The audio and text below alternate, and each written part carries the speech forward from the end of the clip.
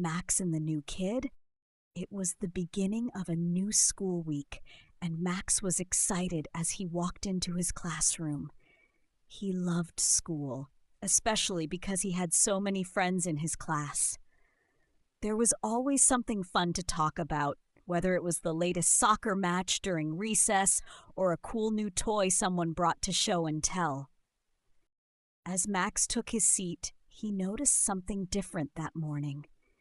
Sitting at a desk in the back of the room was someone new, a boy Max hadn't seen before. The boy had his head down, looking nervous, and was fidgeting with his hands. Miss Harper, the teacher, stood at the front of the room and smiled at the class. "Good morning, everyone. Today we have a new friend joining us. I'd like you all to meet Leo." The new boy, Leo, looked up as Miss Harper introduced him, but he didn't say anything. Max could tell that Leo was really shy. "Leo just moved to our town," Miss Harper continued. "It can be hard to join a new school, so I hope everyone will make him feel welcome. Max, since your seat is closest to Leo's, would you mind showing him around during recess and helping him out if he needs anything?" Max was surprised. He hadn't expected to be asked to help Leo, but he nodded. "Sure, Miss Harper," he said. As the day went on, Max noticed that Leo didn't talk much. During math class, Leo kept his head down, and at lunchtime he sat by himself at the end of the table, nibbling on his sandwich while the other kids chatted away. Max thought about what Miss Harper had said. It must be really hard for Leo to be the new kid, not knowing anyone in the class. When recess finally came, Max decided he was going to do something about it. He remembered how nervous he had felt when he was new to school a couple of years ago. He had been lucky to have his friend Tommy show him around and introduce him to everyone.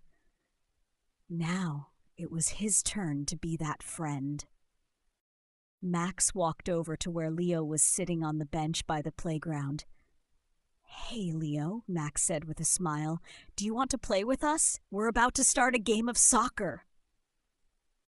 Leo looked up, his eyes widening with surprise. Me?" he asked hesitantly.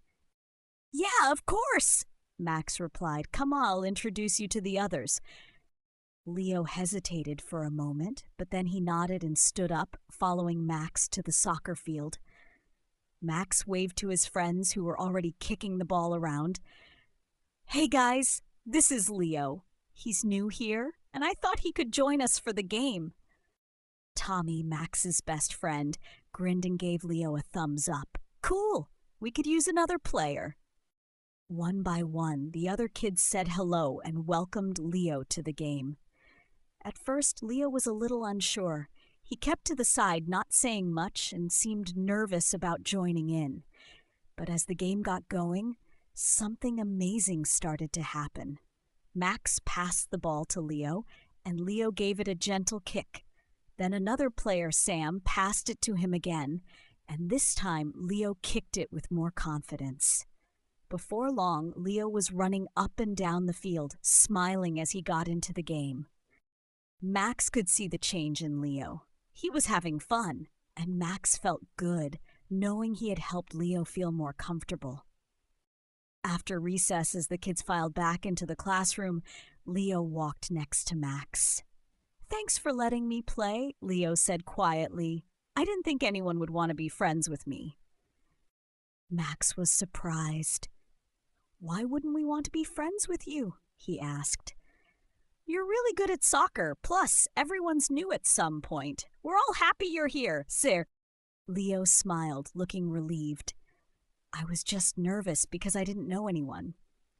Max nodded. "I get it. But you don't have to worry. Everyone in our class is nice. And now that you're here, you've got a whole bunch of new friends." The rest of the day went by quickly, and Max noticed that Leo seemed much more at ease.